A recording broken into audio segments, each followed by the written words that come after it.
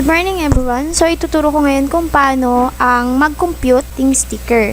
Dito sa sticker natin may kanya-kanya tayong breakdown ng mga prices ng sticker. Meron din tayong mga shapes na kailangan i-consider sa paggawa ng sticker. So para makuha natin kung ilan yung laman at paano yung makukuha natin yung per sheets niya, tuturo ko sa inyo ngayon kung paano ang computation sa ating sticker. So since ang sukat niya is 2 by 1.2 inches, pwede natin siyang ipasok dito sa oval na to, na which is 2 by 1 inch. Ang lalaman niya is 27 pieces, pero check natin kung dito sa sukat na 2 by 1.2 is ilan yung malalaman.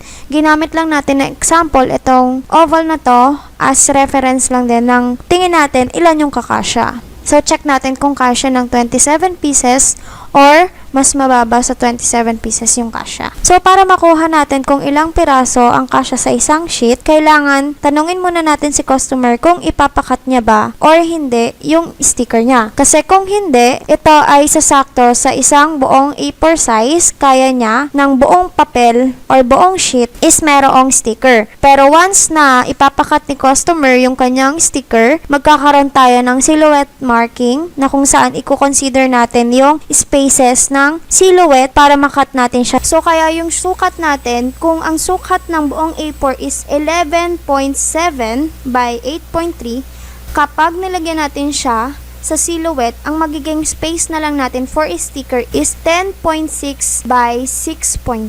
So, since ang size natin is 2 by 1.2, so, i-measure natin siya sa space na 10.6 by 6.8 na allotted ng silhouette. So, para makuha natin kung ilan, computein natin siya. Kung ang allotted space ni silhouette is 10.6, tapos ang ating width is 2 cm, so, i-divide natin siya sa 2 para makita natin kung ilan yung malalaman niya sa haba. So, ang malalaman niya is 5.3.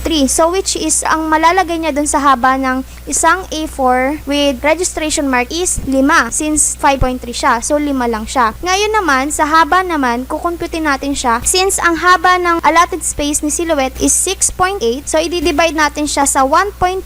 So, ang magiging laman niya is 5.6. So, malalaman nating sticker is 5. So, 5 sa pahiga, 5 sa pababa. So, ang mangyayari, kung i-multiply natin 5 sa taas, 5 sa haba is equals 25. So, all in all, meron tayong 25 stickers na malalaman sa isang A4 size na may registration mark ng silhouette. So, ganun lang ang pag-compute ng sticker.